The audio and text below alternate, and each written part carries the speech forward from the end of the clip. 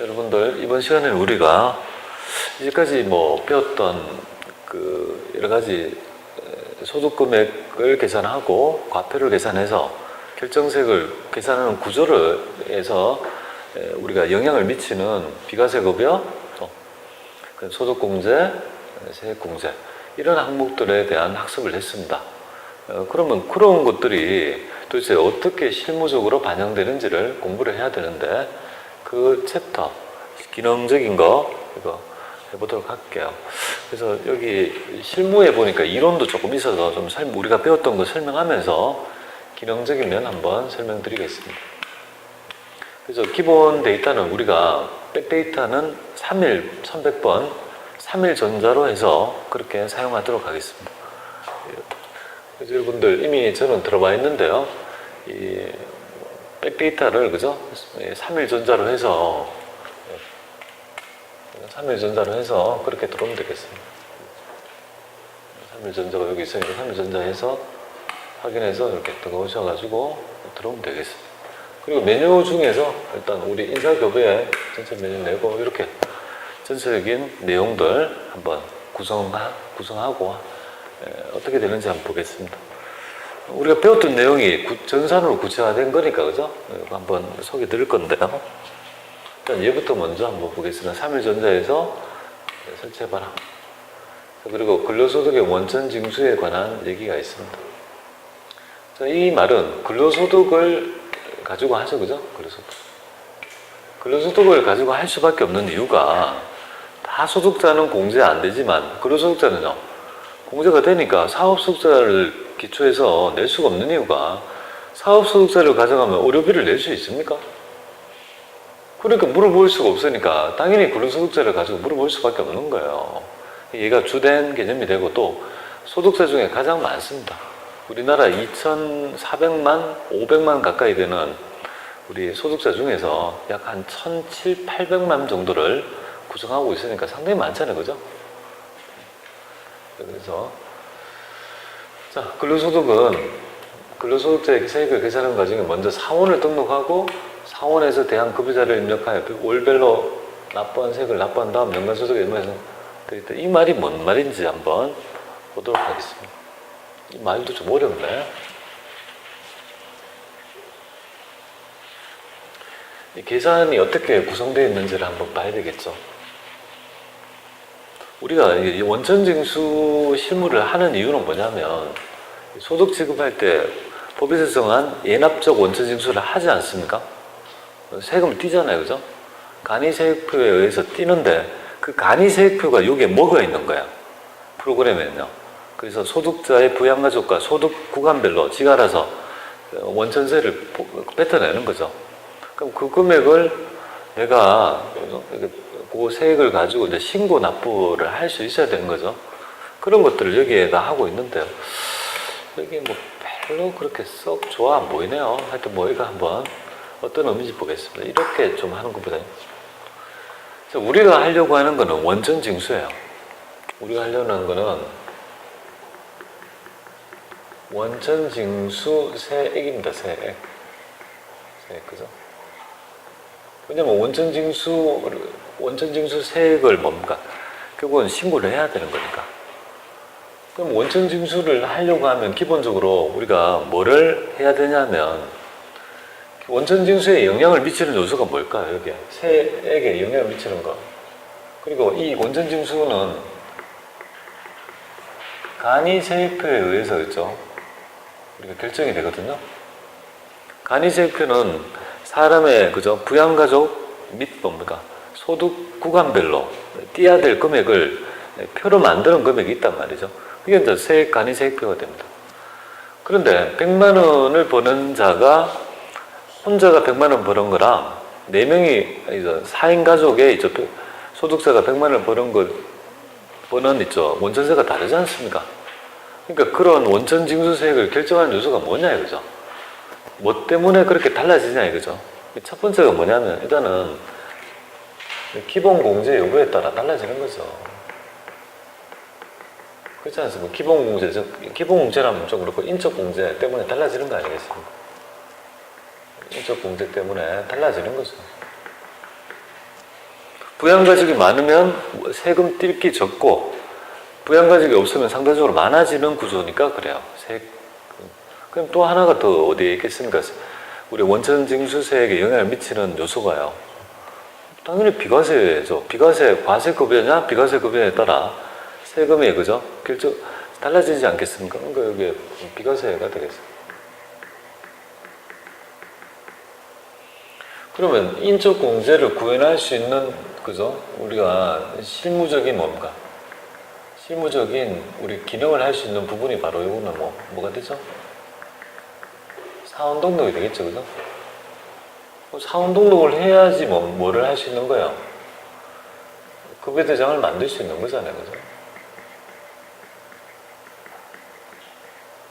비과세 급여의 반영 여부가 급여대장에서 나타나는 거 아니겠습니까? 자, 이렇게 해서 있죠. 급여대장에서 있죠. 만들어가지고 세액을 뭡니까? 어디에다 신고합니까?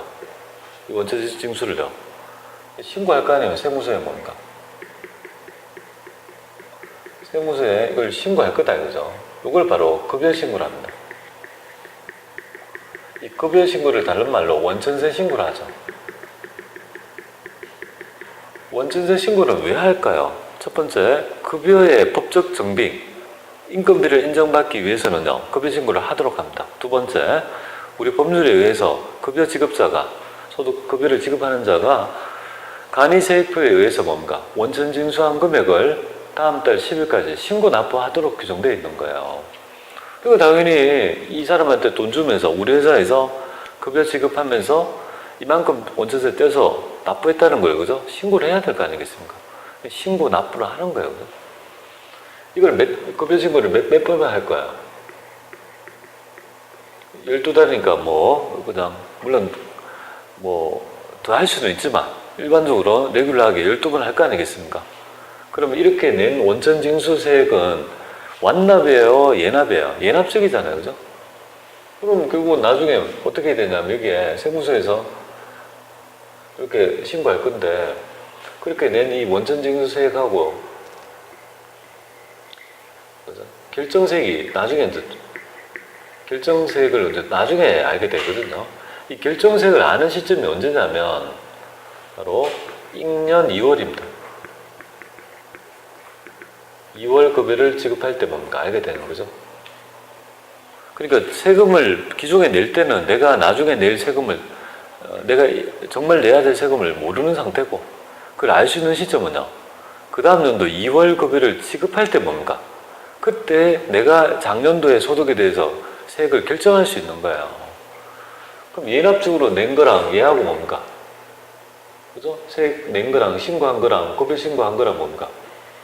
이거하고 뭘 해야 될까요? 급여 신고한 거랑 이거를 결국은 정산을 해봐야 되죠. 이걸 뭐라고 합니까? 연말 정산이라 하는 거죠. 그죠? 그러니까 지금 우리가 해야 될 부분은 바로 이거죠. 첫 번째 사원을 등록하고 급여대장 만들고 급여대장 만들어야지 뭡니까? 원천세 뭡니까? 여기에 신고할 거고 신고한 내역이 12번 누적되어 가지고 연말에 뭡니까? 결정세액과 비교하는 행위가 뭡니까? 연말정산이고 이렇게 있죠. 이걸 구조가 되어 있다는 거예요. 그죠? 그리고 우리는 지금 1, 2, 3, 4 저거를 행하면 될 것 같습니다. 그리고 여기서 우리는 연말정산할 때 연말정산은 크게 두 가지가 있다고 보면 돼요. 연말정산은 그죠? 잉년도 뭡니까? 잉년 언제 하냐면 3월 10일에 신고를 하게 될 건데요. 잉년 3월 10일에 하면 안 되구나. 그렇게 하면 안 되죠. 연말정산은 크게 두 개가 있다고 좀 알아주셔야 될 것 같아요. 연말정산은 보통 한 개만 있다고 생각하는데요. 그게 아니고 연말정산은 크게 두 개가 있습니다. 중도 퇴사자 하고 12월 31일 말 현재 그죠? 계속 근무자, 계속 근로자, 계속 근무하는 자 이렇게 두 사람에 대해서 연말정산을 하게 되는 거예요. 여러분들 연말정산이 뭐겠습니까? 어떤 의미입니까?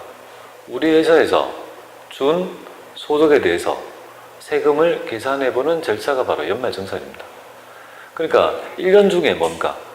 1년 동안에 계속 근무자에 대해서 하는 것들, 여기 두 번째가 일반적인 우리 연말정산에 생각하는데요. 1번도 해당이 된다는 겁니다. 중도퇴사.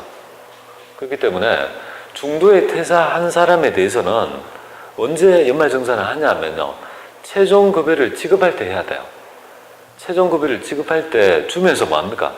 자, 우리 계산해보자. 너가 우리 회사에서 받았던 소득 얼마야? 이만큼이에요. 그럼 이제까지 내놓은 거 얼마야, 세금? 연합적으로 내놓은 게 있죠. 그걸 정산해보는 거야. 정말 너가 우리 회사에서 받았던 이 소득에 대해서 결정세액을 해보니까 얼마가 나오는지를 정산해보는 거죠. 그럼 만약에 예를 들어 보겠습니다. 한 달에 10만 원씩 내어놓았다고 가정할게요. 6개월을 일했습니다. 6개월을 일했다. 그래서 내어놓은 세금은 한 달에 10만 원이니까 60만 원 내어놓은 상태예요. 그럼 6개월 동안에 소득을 지급했어요. 한 달에 200만 원씩 지급했다 가정할게요. 그러면 1200을 지급했지 않습니까? 1200에 대해서 회사 나갈 때 정산을 해보는 거예요. 자, 너 불러가지고 너 1200 받았지? 맞아. 그러면 너 돈에서 세금 얼마 떼었니? 하니까 60만 원 떼자, 그죠? 그럼 1200에 대해서 세금을 우리 계산해보자. 계산해보니까 뭡니까? 결정세액이 제로라면 어떻게 됩니까? 당연히 60만 원 낸 거는 뭐예요? 돌려받아가 나와야 되지. 그게 정산이잖아요. 그런데 결정세액을 계산해보니까 20만 원이 나왔으면 어떻게 됩니까? 그럼 얼마 받아 놓으면 돼요? 내가 낸 건 60이고 요 6개월 동안에 있죠. 1200에 대해서 계산해보니까 20만 원이 만약에 적출이 된다면, 결정세액이 계산이 된다면 40만 원을 그죠? 들고 노는 거예요. 그럼 20만 원 어떻게 된 거예요, 지금? 세무서에 벌써 뭡니까? 내어져 있는 상태라는 걸 우리는 알면 좋을 것 같습니다. 그죠? 그걸 좀 알아요. 그게 바로 뭐냐면 기납부세액이잖아요. 자, 기납부는 60 했죠? 기납부는 60 했지만 정산해서 내가 만약에 40만 원을 돌려받았으면 기납부한 건 얼마입니까? 20이 되죠. 그러니까 종전근무지의 결정세액이 나중에 그죠? 중도 그죠? 종전근무지 입사 그러니까 합산할 때 기납부세액이 되는 거예요. 기납부세액은 60이 아니고 뭡니까? 결정세액이 20이 되는 거예요. 그런 점을 지금 말씀드린 겁니다. 이렇게 되는 거, 이걸 따라가면 돼요. 그리고 이제 여기 퇴사자 할 때 우리가 해야 될 메커니즘이 하나 있죠. 퇴사자는 반드시 출제됩니다. TAT에서. 잘 출제하죠. 이유는 뭐냐면 이놈이 출제하기에 용이한 게 뭐냐면 1년 미만인 자가 퇴사하면 1년 미만인 그걸로 끝나지만 보통 대개가 퇴사자를 가정할 때 1년 이상인 자를 가지니까 퇴직금을 지급하죠. 그러니까 서류를 우리 신고를 행위가 두 개가 돼야 되잖아요. 그죠? 어떻게 보면 그렇잖아요. 여기 올해 연도에 뭡니까? 지급한 소득에 대해서 연말정산도 해야 되지만 퇴직금에 대한 퇴직소득에 따른 연말정산 아니 원천징수도 해야 되잖아요. 그죠? 그쪽으로도 물어본단 말이에요. 그러니까 그런 여기에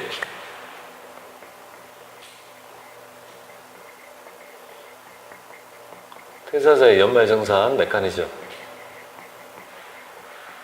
이거 꼭 순서대로 있죠. 할 수 있도록 합니다.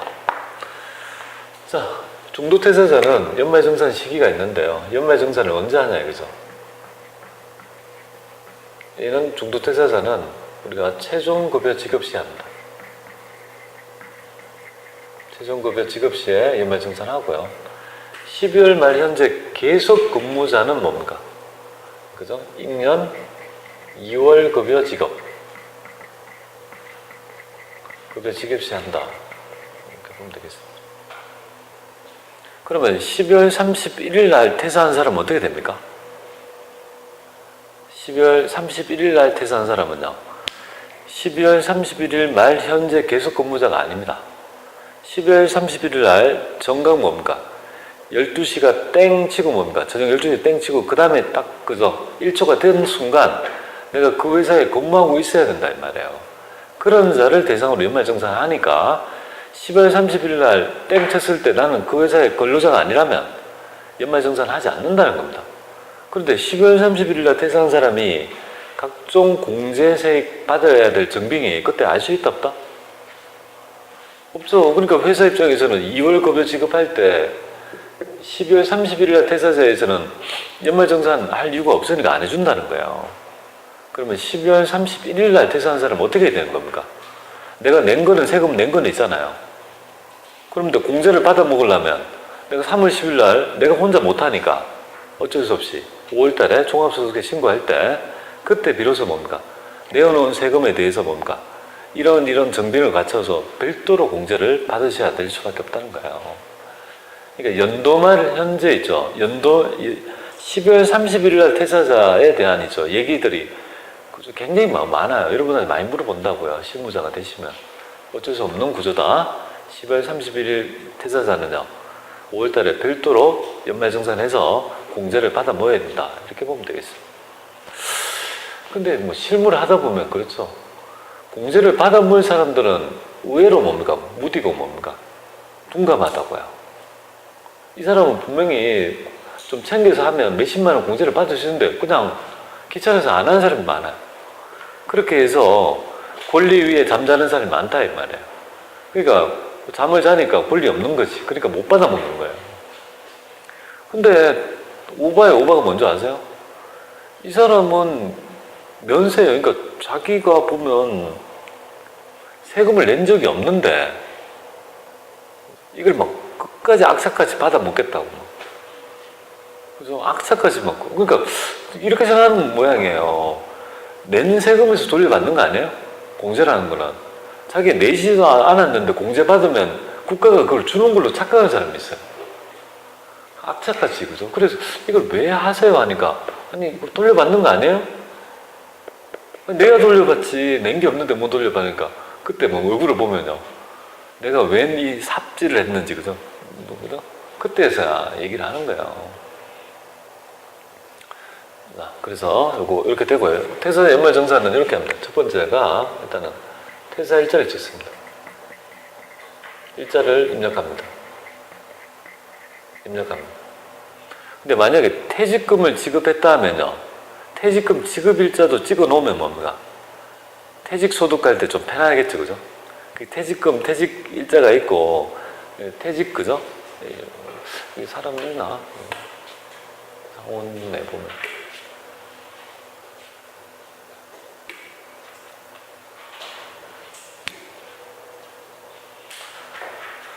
여기 보면 퇴사 연월이 있습니다, 그죠?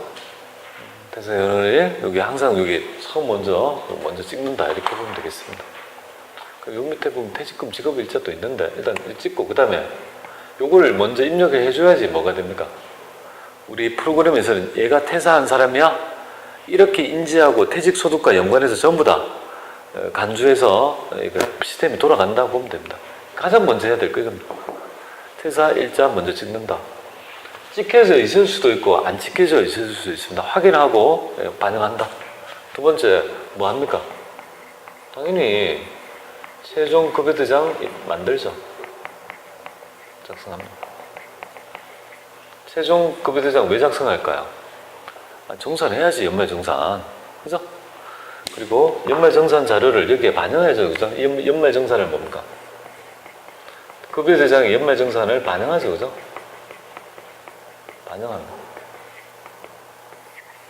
반영하는 이유 아시죠? 몰라요? 자, 그것도 뭐 아시는 분도 있을 건데요. 이전에 우리 회사에서 보면 이런 관행이 있었습니다. 6개월 일했습니다.